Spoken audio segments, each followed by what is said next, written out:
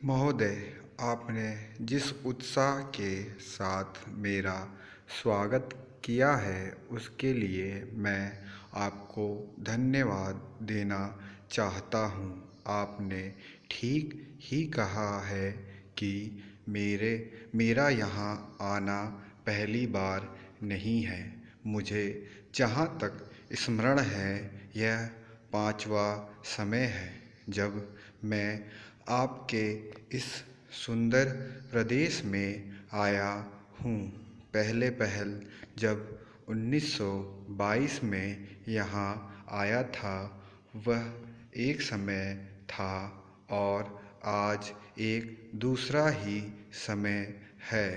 उस समय मुझे यहाँ इसलिए आना पड़ा था कि देश के सारे बड़े बड़े नेता जेल में बंद थे।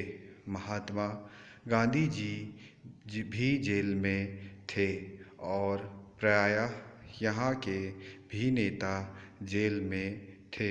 दुर्भाग्यवश या सौभाग्यवश किसी प्रकार मैं बाहर रह गया था और जब मुझे यह समाचार मिला कि इस प्रदेश में विशेषकर सरकार की ओर से बड़ी सख्ती हो रही है तो मैंने सोचा कि यहाँ आना आवश्यक है।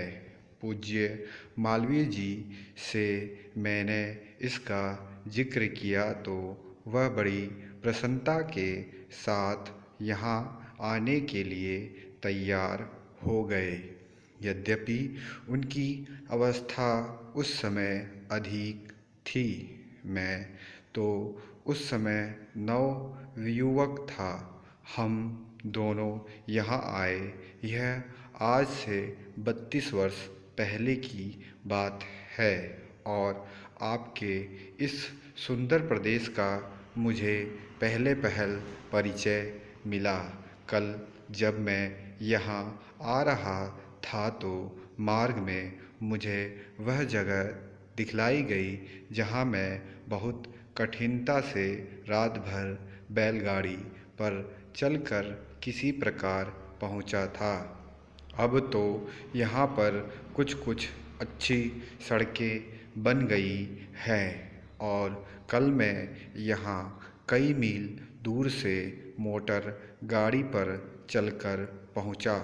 पर उन दिनों यहाँ पहुँचने का साधन केवल बैलगाड़ी थी और मुझे बैलगाड़ी से घनघोर जंगलों में यहाँ के 3-4 स्वयंसेवकों के साथ जाना पड़ा था।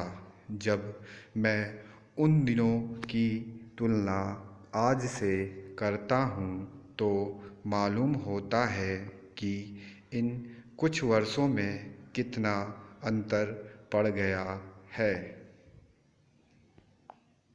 जो काम महात्मा गांधी जी ने स्वराज्य का देश को स्वतंत्र करने का आरंभ किया था वह काम देश के सौभाग्य महात्मा गांधी की तपस्या और सब लोगों के परिश्रम तथा त्याग से सफल हुआ। 5-6 वर्ष बीत चुके जब से हम स्वतंत्र होकर पूरे दायित्व के साथ अपने देश का शासन चला रहे हैं। आज भारतवर्ष में ऐसा कोई स्थान नहीं है जहाँ के लोग अपना शासन स्वयं ना चला रहे हों।